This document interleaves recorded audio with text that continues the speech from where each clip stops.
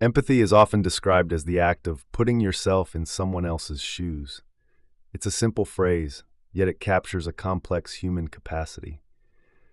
We've all heard it from parents or teachers, urging us to see things from another person's perspective. But in my life, I've found that this mental shoe exchange isn't a one-size-fits-all experience. Sometimes stepping into another's shoes opens my heart and gives them the benefit of the doubt. Other times, I slip on someone else's shoes only to withhold that benefit, thinking, if I were them, I still wouldn't excuse this. And what about reversing the act? I've imagined others wearing my shoes, occasionally to cut myself some slack, and other times to judge myself even more harshly. These four scenarios might sound like tongue twisters, but they highlight very different shades of empathy and understanding. Imagining myself as someone else and forgiving them. Imagining myself as someone else and not forgiving them. Imagining someone else as me and forgiving myself. Imagining someone else as me and not forgiving myself. In this essay, I explore each of these quirky perspective flips, which of them align with true empathy as psychologists define it, and what other psychological concepts might be at play in the others. As I wander through personal anecdotes and imaginative scenarios, I'll also weave in what research from psychology, neuroscience, sociology, and even history has taught us about empathy. From emotional contagion in babies to theory of mind in our brains, from compassionate heroes to cunning manipulators, from ancient philosophers to modern scientists, we'll see empathy's many facets. My tone here is personal and reflective, because empathy itself is personal. It's about our feelings and connections, and I want you to feel like we're just two people musing about why we care or don't care about each other. So let's step into those metaphorical shoes and begin our journey. Scenario 1, in their shoes, giving the benefit of the doubt. One rainy morning, I was driving to work when another car abruptly cut me off, splashing my windshield with muddy water. My immediate reaction was anger. How rude and reckless. I honked and felt my blood pressure rising. But then I caught myself and tried a little empathy experiment. I imagined being the driver of that car. Maybe he was having a terrible day. Perhaps he was rushing to the hospital with a sick child, or maybe he simply didn't see me due to the rain. As soon as I put myself in his shoes, my anger began to soften. Instead of assuming he was a jerk, I gave him the benefit of the doubt. By the time I reached the office, I wasn't fuming anymore. In fact, I felt kind of grateful.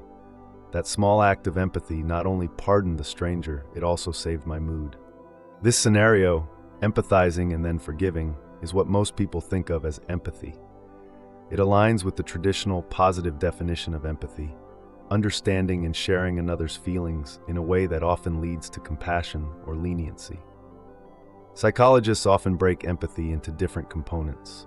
What I did in the car was mainly cognitive empathy. I imagined the other person's situation, e.g., he might be in an emergency. I didn't necessarily feel his panic or stress. That would be emotional empathy or affective empathy, literally sharing the other's emotion. But I did reach an understanding that changed my feelings about him. In an ideal empathic response, both aspects work together. You see from their perspective and also feel concern. This combination often produces what some call compassionate empathy, where you don't just understand and feel, but are moved to help if possible. In my case, compassionate empathy meant I excused the bad driving instead of retaliating with rage. Empathy in this classic sense has a powerful effect on our relationships. It bridges an emotional gap between people, making us feel seen and understood. When I chose to empathize with the other driver, I unknowingly did something that relationship researchers encourage. Consider the other's perspective before judging. Studies have found that perspective taking can soften harsh reactions. For instance, conflict researchers have noted that when partners in a relationship try to imagine the situation from the other's viewpoint, they tend to respond with more forgiveness and less anger. It's as if empathy serves as a gentle brake on our blame, allowing us to find a bit of grace. Neuroscience suggests this forgiving empathy isn't just a fluffy idea. Our brains are actually wired for it. There are networks in the brain for theory of mind, figuring out someone else's thoughts, and for emotional resonance, sharing feelings. and when we empathize, these networks engage. Interestingly, scientists have found that different brain regions handle these tasks. One main network specializes in feeling empathy, for example, mirroring someone's pain, while another handles changing perspective or understanding someone's point of view. When I put myself in that driver's shoes, I was tapping into the perspective-taking network, often just called theory of mind.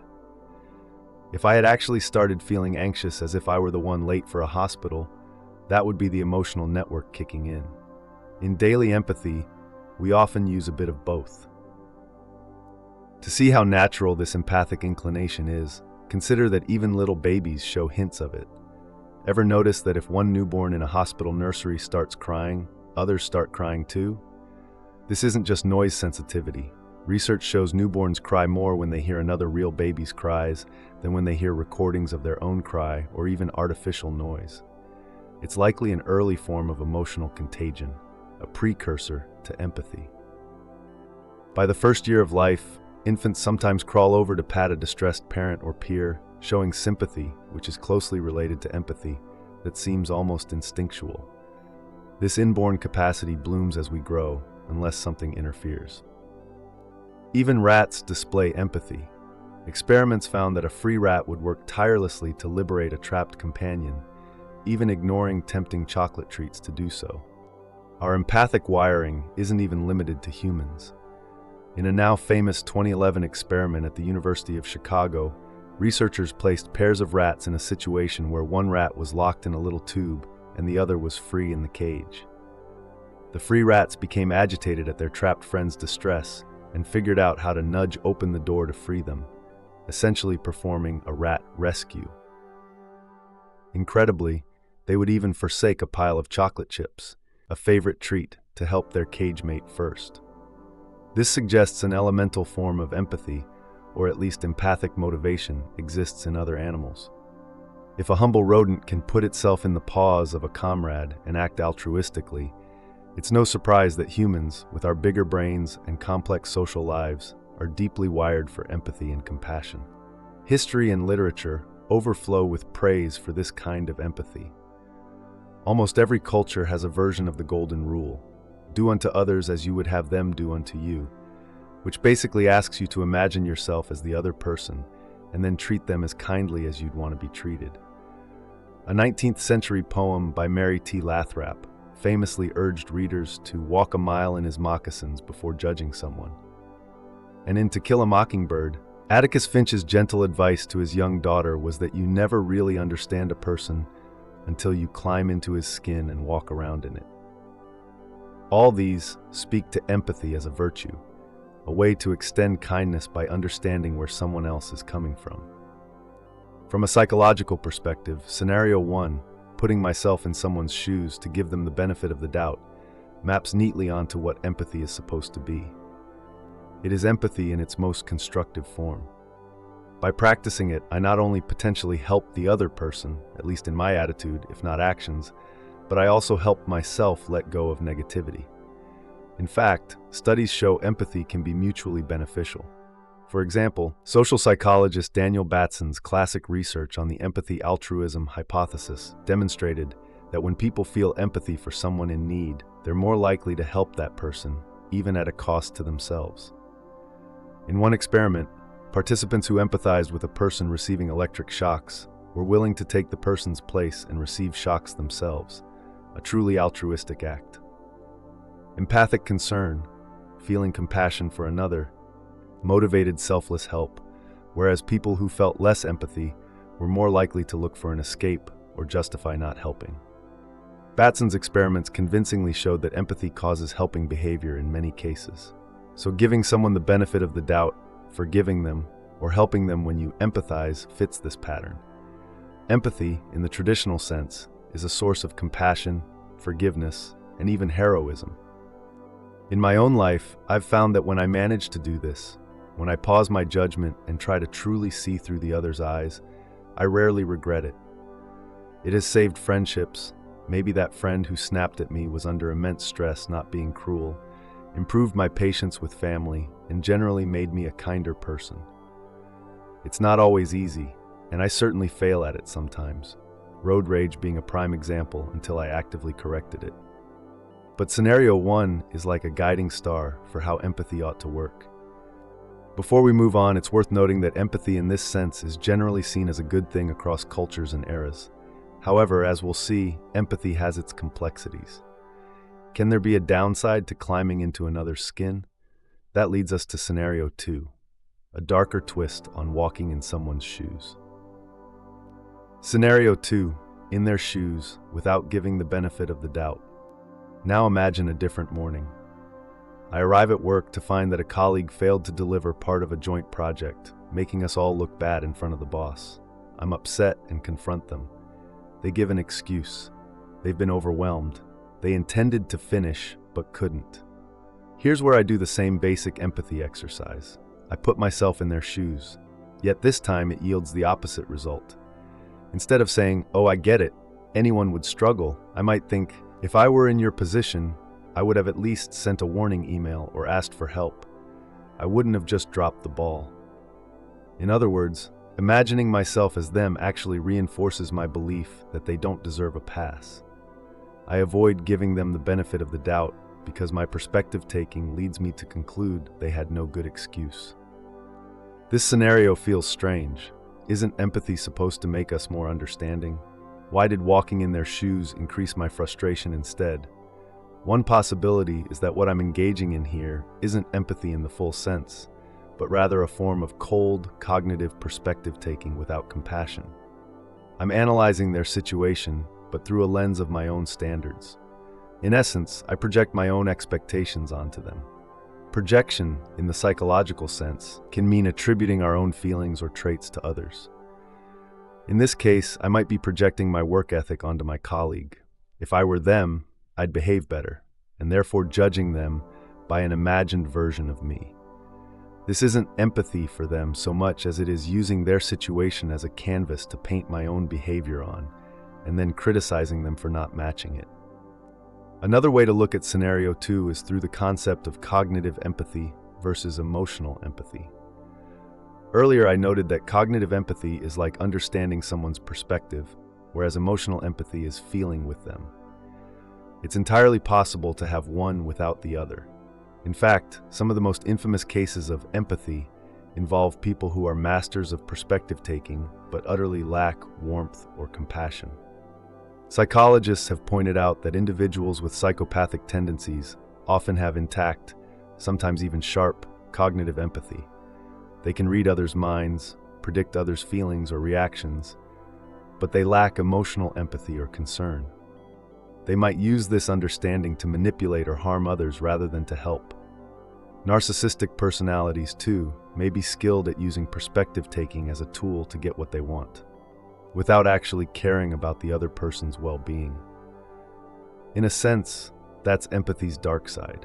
The ability to get inside someone's head doesn't always mean you have their best interests at heart. In my scenario 2 at work, I'm not trying to harm my colleague, but I am using perspective taking in a somewhat ungenerous way. I step into her shoes, but I carry my judgment with me. It's empathy stripped of sympathy, a clinical dissection of her motives or lack thereof. Perhaps I conclude she must be lazy or disorganized, because if I were her, that's the only reason I'd fail like that. This could be seen as a version of the fundamental attribution error, where we attribute others' failures to their character. She's irresponsible, whereas we'd attribute our own similar failure to circumstances. I was overwhelmed. Here I'm thinking, no reasonable circumstance justifies this, so it must be her fault. Ironically, if I truly empathized emotionally, say I knew she was dealing with a family illness, I might feel compassion instead. But lacking that knowledge or emotional connection, my pseudo-empathy defaults to blame instead of forgiveness. This kind of perspective taking without kindness might not be labeled empathy by many scholars at all.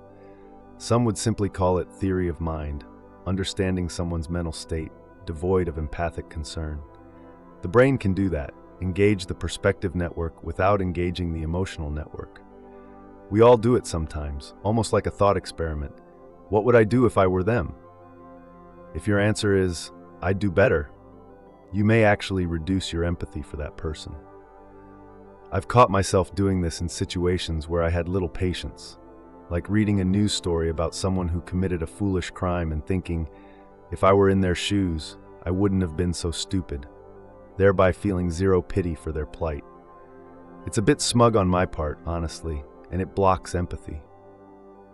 Interestingly, not giving the benefit of the doubt can occasionally be justified. Suppose someone has a history of lying or causing harm. You might empathize in the sense of predicting their next move. If I were them, how would I try to deceive me this time? Which can help you guard against being fooled. Detectives and interrogators do a form of this. They think like the criminal to anticipate behavior, but they certainly aren't feeling sympathy for the criminal. In negotiations or strategy, one might put oneself in an opponent's shoes to foresee their actions, all while not feeling bad for them. This is essentially cognitive empathy as a strategic tool. It's empathy turned upside down. Instead of fostering compassion, it's fostering caution or even exploitation. In literature and pop culture, cunning characters often display this ability. Think of Sherlock Holmes. He's a master of deducing what others think or intend, but he's not exactly warm and fuzzy compassionate. Or on the darker end, a con artist must understand the victim's emotions and thoughts to manipulate them effectively. Such a person might internally simulate the victim's perspective. What would make me trust someone enough to hand over my money? Let's see, if I were in their shoes, purely to figure out the perfect con. This chilling use of empathy highlights that empathy itself is morally neutral. It can be used for good or ill. Nazi propagandists, for example, had to understand the emotions of their audience to effectively stoke hatred against target groups. They harnessed empathy in the sense of knowing how people tick, but they deliberately shut down any empathy for the victims.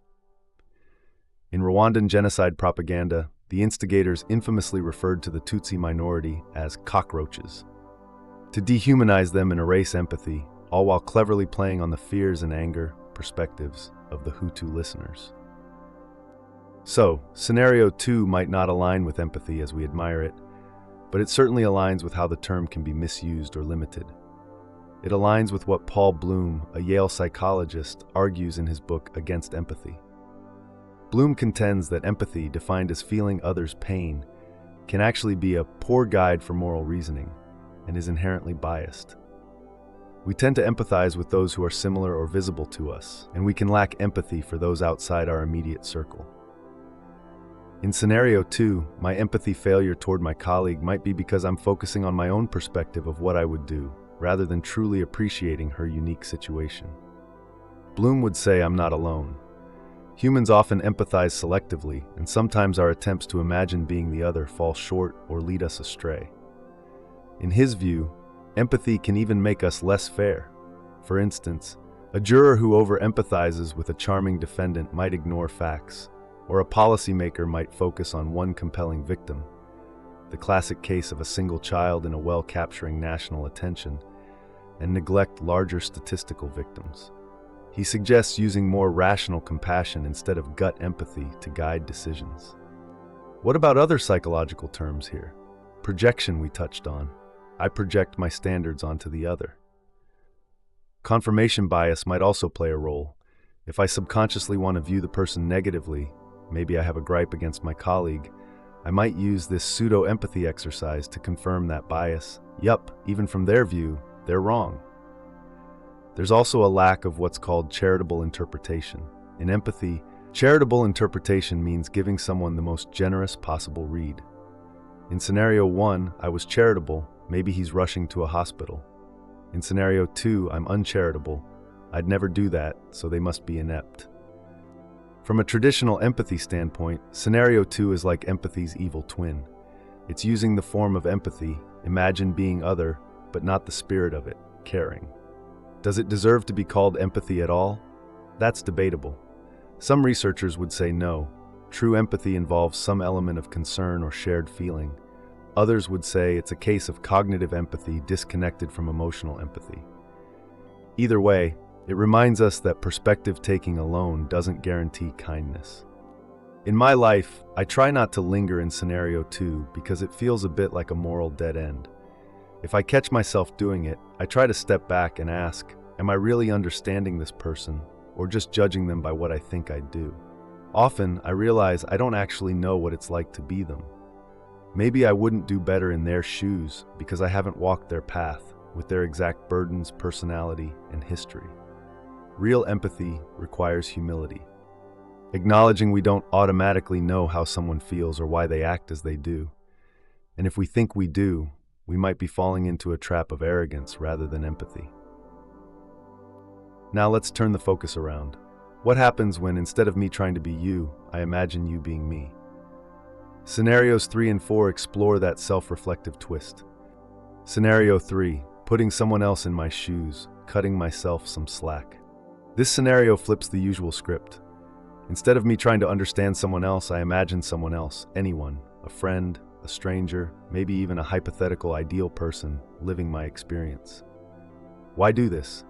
For me, it often happens when I'm being really hard on myself. I'll paint a picture. I'm lying in bed at night, staring at the ceiling, mentally flogging myself for a mistake I made during the day. Let's say I snapped at my partner because I was stressed. Now I'm thinking, I'm a terrible person. I shouldn't have lost my temper.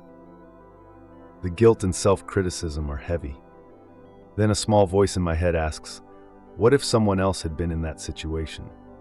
What if it was your best friend who had the exact same day you had, woke up with a headache, got stuck in traffic, worked a long, tiring shift, then accidentally snapped at their partner because they were at the end of their rope? Would you judge them as harshly as you're judging yourself? I realize, of course not.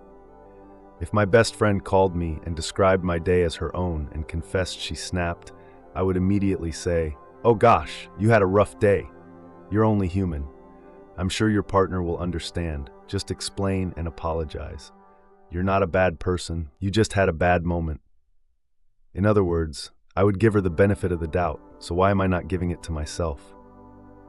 This mental shift, putting someone I care about in my shoes, is a powerful exercise in self-compassion. It's like empathy turned inward.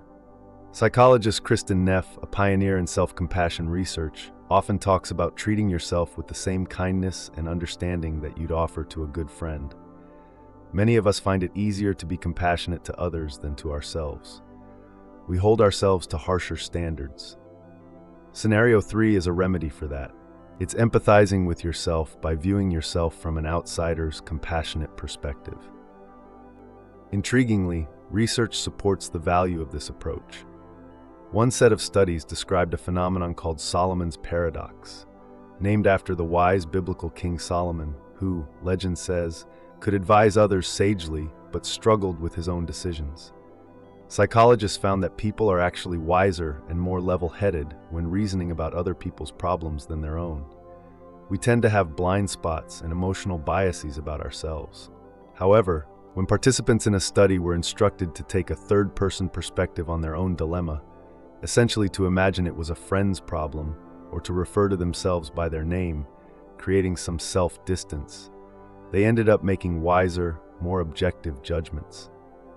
In one experiment on relationship conflicts, people who thought about their own partner's betrayal from a first-person perspective were less wise, more biased, more myopic than those who imagined it happening to a friend. But when people were told to think about their own situation through a friend's eyes, essentially putting someone else in their shoes, it eliminated the bias. They became just as wise about their own situation as they typically would be about a friend's. This is exactly Scenario 3 in action, and it highlights a key point. Distancing ourselves slightly or viewing ourselves with the empathy we'd extend to others can lead to better outcomes and certainly a gentler self-assessment. What psychological terms apply here? Self-compassion is one. It's a concept that includes self-kindness, recognizing our common humanity, i.e., everyone makes mistakes, and mindfulness, not blowing our errors out of proportion. Another relevant concept is avoiding the negative side of the self-serving bias. Usually, self-serving bias means we instinctively protect our ego. We take credit for successes and blame external factors for failures. That sounds like giving ourselves the benefit of the doubt. But interestingly, many of us don't consciously feel that way. In fact, some of us have the opposite problem. We internalize blame for almost everything, a hallmark of anxiety or depression. In those cases, using a bit of scenario 3 can correct the imbalance by allowing us to externalize or normalize the situation. Anyone in this scenario would struggle. There's also a specific therapy technique at play.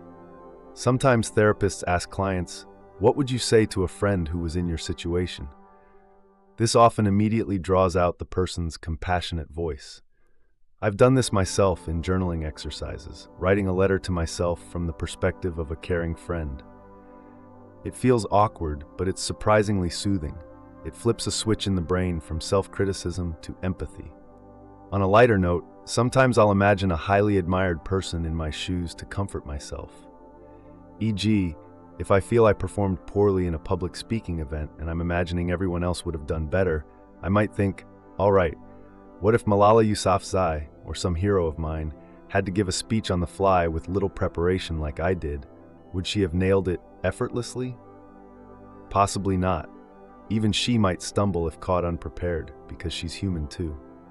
By picturing even heroes struggling with my struggles, I allow myself to be human.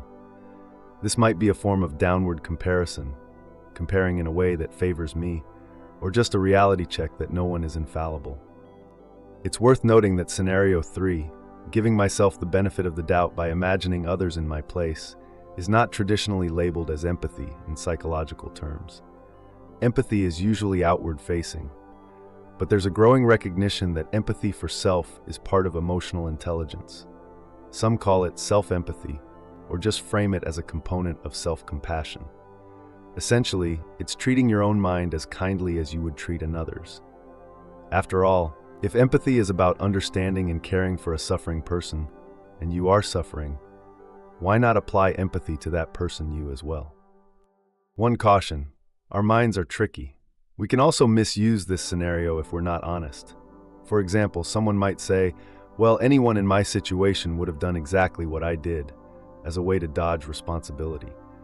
This could be an unhealthy use of putting someone in my shoes. It's basically a form of rationalization, justifying our bad behavior by assuming it's universally excusable. This overlaps with the self-serving bias proper. Picture a politician caught in a scandal who says, look, if others were under the pressure I was, they'd lie too. That's putting others in his shoes to give himself a pass, but it might be a cheap excuse rather than true self-compassion. The difference, I think, lies in whether you're seeking to learn and forgive versus just escape blame. In my personal usage of scenario 3, the goal is usually to forgive myself so I can make amends or do better, not to pretend I did nothing wrong. Overall, scenario 3 aligns with empathy in the sense that it uses the empathetic imagination, swapping perspectives, to generate understanding. But here the understanding is directed at oneself. It introduces a kind of kindness that many of us lack internally. Embracing this has been life-changing for me. I used to torment myself over every flaw, thinking that being hard on myself was the only way to improve. But over time, I learned that beating myself up only made me anxious and even less effective. Showing myself empathy, seeing my own struggles with a bit of an outsider's compassionate eye, actually gave me strength to grow. It's like watering a plant with care versus whipping it. One encourages growth, the other stunts it. Scenario 4, putting someone else in my shoes, without giving myself the benefit. Finally, let's talk about a scenario that is, unfortunately, very common for a lot of people, myself included at times. This is the cruel twin of scenario 3. It's late at night, I'm replaying my mistakes or shortcomings, and I imagine someone else in my exact situation. But instead of being kind to that imagined person, I somehow believe that person would have done better. Essentially, I negatively compare myself to an imagined other who has all my circumstances but none of my failings. I say to myself, anyone else in my shoes would have handled this perfectly. It's just me who screws up. By doing this, I refuse to give myself the benefit of the doubt. Take a concrete example. I remember struggling in my first year of a new job, feeling overwhelmed by the learning curve. I thought, if another new hire had the same training and support I did, they'd be excelling by now. I'm the only one falling behind, therefore I must be inherently incompetent. I put an imaginary ideal colleague into my role, same tasks, same boss, same everything, and I imagine them shining where I'm floundering. This mental exercise left me feeling utterly inadequate. It's like empathy gone awry. I'm picturing another perspective, but instead of empathy's gentle understanding, I use it as a yardstick to whip myself. Psychologically, this overlaps with upward social comparison, comparing ourselves to others who are doing better, or in this case, an imaginary other who would do better, and feeling worse about ourselves as a result. It's also tied to perfectionism and that nasty inner critic many of us have. We set unrealistically high standards and assume that a reasonable person, anyone but us, would meet them, so our falling short means we're defective. I often think of the phrase, "I'm my own worst critic." Scenario 4 is exactly that dynamic. I'm not allowing myself any excuse or understanding that I'd naturally allow someone else. One could say there's a lack of self-empathy or self-compassion here. It's almost an empathy inversion.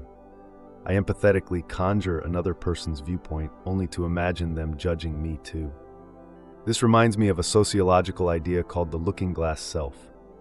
Charles Horton Cooley coined that term to describe how we often see ourselves through the imagined eyes of others. In a negative sense, we imagine others are viewing us critically, and we form our self-concept based on that. In scenario 4, I'm imagining another person, or the generalized anyone, in my position, and through their eyes I see myself as failing. It's like a hall of mirrors of negativity. Let's consider imposter syndrome, a term many will recognize. Imposter syndrome is the persistent feeling that you're a fraud, that your successes are luck or illusion, and that others, colleagues, peers, are actually more qualified or capable. People with imposter feelings often think, "I don't belong here. Everyone else is smarter, more competent, and it's only a matter of time until I'm exposed." That's very much in line with scenario 4 thinking. In fact, an imposter thought might be literally, if someone else had my job title or opportunity, they'd know exactly what to do. I'm the only clueless one. This is a painful mental trap. We can also frame scenario 4 as the mirror image of the self-serving bias. Normally, self-serving bias means I'd excuse my failures as due to circumstance. But here I'm doing the opposite. I'm blaming myself for things that perhaps are due in part to circumstance. For example, I fail an exam, and instead of saying, "Gosh, that exam was unfair," which might be a self-serving excuse, I say, "Any other student with the same study materials and time would have aced it. I'm just dumb." I remove any external attribution and heap everything on internal inadequacy. Psychologists know that a tendency to attribute failures to internal causes and successes to external causes is a hallmark of depressive thinking. It's almost a reverse self-serving bias. Scenario 4 can thus be very psychologically damaging if it's one's habitual pattern of thought. Are there terms for this? Self-criticism covers it broadly. Personalization in cognitive behavioral terms, assuming too much personal responsibility for negative outcomes. It's also a lack of perspective, ironically, because in truth, not everyone would do better in your shoes. Many might do worse or the same. But when we're in this mindset, we idolize the hypothetical other.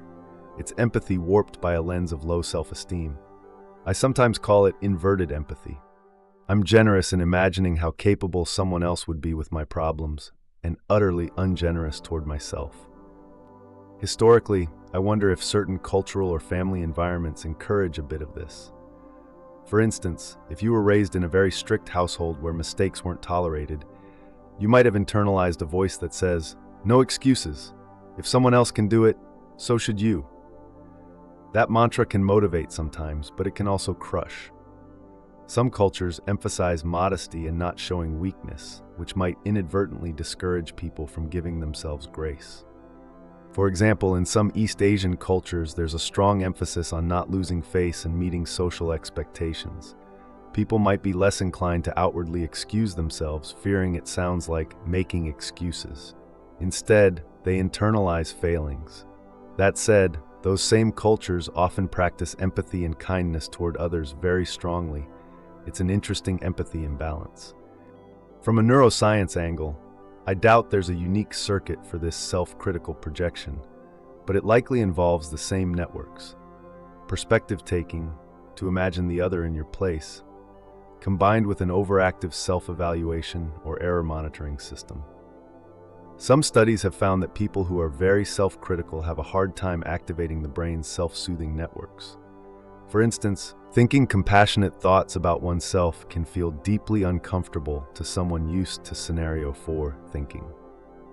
I personally wrestle with scenario 4 whenever I'm feeling insecure. I remember when I first started writing professionally, I'd read my articles and then think of some other writer I admired and say, if they had been assigned this topic with my resources, they'd have written something way better. My version is subpar. It took conscious effort to recognize that this line of thinking wasn't helping me improve. It was just making me feel defeated. One strategy that helped was actually to deliberately do scenario 3 instead.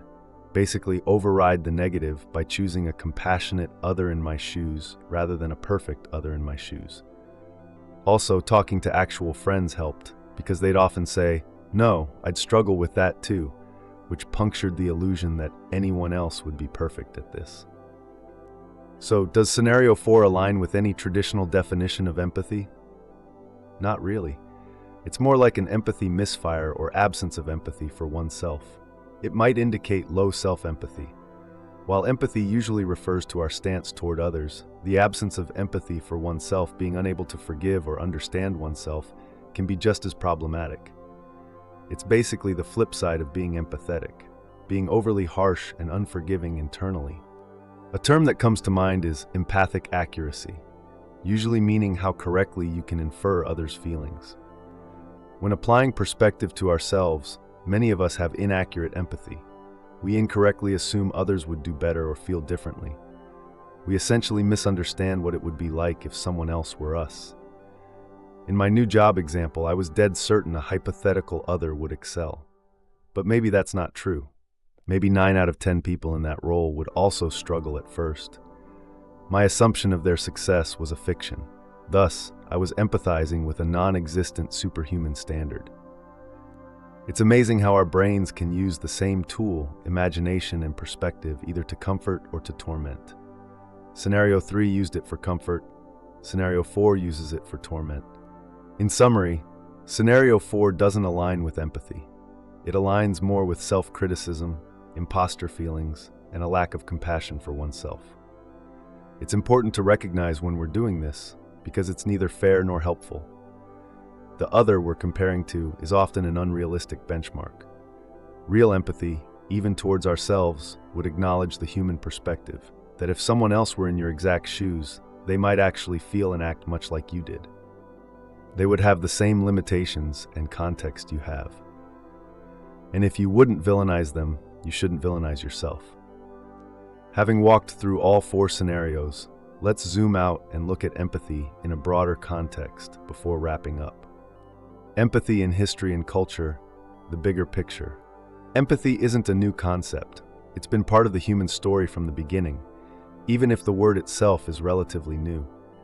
The term empathy, from Greek roots meaning feeling into, was only introduced into English in the early 20th century by psychologist Edward Titchener. He translated the German Einfühlung, which originally referred to the way we feel into works of art. Before that, people mostly talked about sympathy in the sense that we use empathy today. Philosophers like David Hume and Adam Smith in the 1700s discussed our ability to resonate with others' emotions. Smith, in the Theory of Moral Sentiments, described how we enter into others' situations. They called it sympathy, but they meant that mirror-like reflection of feelings. Hume even wrote that the minds of men are mirrors to one another, capturing the idea that we naturally reflect each other's joys and sorrows. Across cultures, empathy has often been seen as a cornerstone of morality. In ancient China, for example, the philosopher Mencius, 4th century BCE, argued that humans are inherently compassionate. He gave a vivid example. If any person sees a young child about to fall into a well, they will feel alarm and pity, not for personal gain or praise, but because of an innate empathic concern. He used this to illustrate that the seeds of empathy, Ren, humane compassion, are in everyone, and society should cultivate it. That anecdote still resonates today because it speaks to a universal human impulse, distress at another's danger. Religious and spiritual traditions also emphasize empathy, compassion. Buddhism centers on karuna, compassion, and advises imagining oneself in others' suffering to develop genuine concern. Jesus taught, "Love your neighbor as yourself," implying a shared identity and feeling. Indigenous cultures often stress communal connection, the idea that what happens to one affects all, which is essentially empathic understanding of interconnectedness. Empathy has had its ebbs and flows in society. It's interesting to note that in recent decades, some researchers have observed a possible decline in certain measures of empathy. A study analyzing American college students' self-reported empathy found significant decreases from 1980 to around 2010, with a sharp drop in the 2000s. College kids in the late 2000s were less likely to agree with statements like, "I often have tender, concerned feelings for the less fortunate," compared to those in the 70s. At the same time, narcissistic attitudes were on the rise. Some speculate that factors like increased individualism, competitive pressures, or even digital tech, which sometimes puts screens between people, might contribute to an empathy deficit. Even former U.S. President Barack Obama once said, "We are suffering from an empathy deficit." It's a warning that perhaps as our lives speed up and become more technologically mediated, we have to be careful to keep exercising our empathy muscles. On the other hand, the modern world has expanded empathy in some ways. We are exposed to the lives of people across the globe through media. A disaster in one country prompts donations and prayers from people thousands of miles away who feel for strangers they'll never meet. This global empathy would astonish our more isolated ancestors.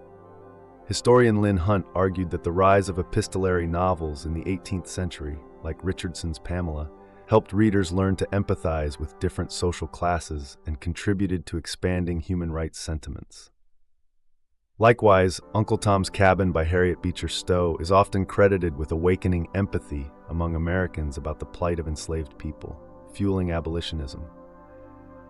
Empathy can be a driver of social change. When enough people feel the injustice that others experience, movements form. We've also seen dark times where empathy was systematically crushed. During wars and genocides, propagandists used dehumanization to turn off people's empathic response toward the target group. The Nazis depicted Jews as rats or pests in posters and film, which made it easier for ordinary Germans to suspend their natural pity and participate in or tolerate atrocities. Similar tactics occurred in the Rwandan genocide, Tutsis called cockroaches on radio. Dehumanization is basically the opposite of empathy. It's saying they are not like us, not fully human, so that one doesn't feel bad for their suffering. It's chilling how effective this can be. Yet after conflicts, often empathy resurges when people actually hear each other's stories. Post-genocide reconciliation programs often involve having victims and perpetrators talk, sometimes generating empathy that can lead to forgiveness. It's like rehumanizing the other. Empathy research in neuroscience took off in the early 2000s with the discovery of mirror neurons in monkeys, neurons that fire both when the monkey does something and when it sees another do the same. This was a tantalizing clue to an embodied basis for empathy. Our brains may literally mirror others' actions and, to an extent, feelings. Later fMRI studies in humans showed that if I see you prick your finger and wince, the pain centers in my own brain light up in echo, though not as strongly as if I were pricked myself. It's as if we're wired to put ourselves in each other's shoes automatically on a neural level. Of course, context and conditioning can modulate this response. For example, some studies found that people might feel less empathy mirroring for those of an outgroup unless they consciously value empathy for all. Culturally, some societies place heavier emphasis on empathy in daily life. I think of Japan, where there's a concept of omoyari, roughly considerate sensitivity to others' needs, which is deeply ingrained, like anticipating how someone else feels and adjusting your behavior so they feel comfortable. In contrast, other cultures champion rugged individualism, which might inadvertently encourage more scenario 2 or 4 types of thinking. Everyone's expected to handle their own issues like I do. But humans everywhere have the capacity for empathy. It sometimes just needs different triggers or goes through different expressions. One controversial subject is whether empathy is always good. Paul Bloom's work, which I mentioned, sparked debate by saying empathy can lead to bias. For instance, we might empathize strongly with one identifiable victim, like a child stuck in a well, and consequently demand huge resources to save that one child, while ignoring statistical lives, like many children dying of a preventable disease, because they're just numbers to us. Empathy can make our moral focus zoom in too narrowly. Another thinker, philosopher Jesse Prinz, argued that empathy isn't necessary for morality at all and can sometimes even be an obstacle. He pointed out that people with sociopathic traits, low empathy, can still make moral judgments based on rules or outcomes. Meanwhile, overly empathic feelings could cloud judgment or lead to burnout. Think of a therapist who feels too much of their client's pain and gets overwhelmed. There's also the concept of empathy fatigue. Those in caregiving professions sometimes numb their empathy as a coping mechanism because being fully empathic 24/7 can be exhausting. However, most would agree that a healthy amount of empathy, balanced with reason, is essential for a humane society. It's what makes us check on a neighbor who's crying, or donate to earthquake victims we'll never meet, or simply listen to a friend's troubles instead of dismissing them. Empathy also plays a role in everyday civility. When you refrain from yelling at a barista for getting your order wrong, it might be because you imagine how stressful it must be to handle impatient customers all day. That flash of empathy holds your temper. On the road, back to my driving example, empathy might make the difference between road rage and road patience. On the internet, empathy, or lack thereof, can determine whether a discussion remains respectful or devolves into cruel trolling. The anonymity and distance online can dampen empathy, sadly, since you don't see the person's face. One fascinating, if not fully understood, aspect of empathy is its link with theory of mind, the ability to attribute mental states to others. Children usually develop a solid theory of mind around age 4 to 5, passing the classic Sally Ann false belief test, where they realize Sally will look for a toy where she last left it, not where Ann moved it, showing the child can take Sally's perspective. But emotional empathy can be seen earlier, as noted with babies. There are conditions where these dissociate. Autism, for example, is characterized by challenges in cognitive perspective-taking, mind-reading, though many autistic individuals do feel empathy and care, sometimes intensely, once they understand someone's situation. On the flip side, psychopathy is marked by intact theory of mind. They often know what you think or how to push your buttons, but deficient empathic concern. This tells us empathy isn't just one thing. It's a family of processes.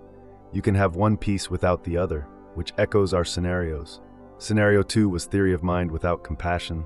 Scenario 1 was both. Scenario 3-4 involve reflecting those processes onto the self.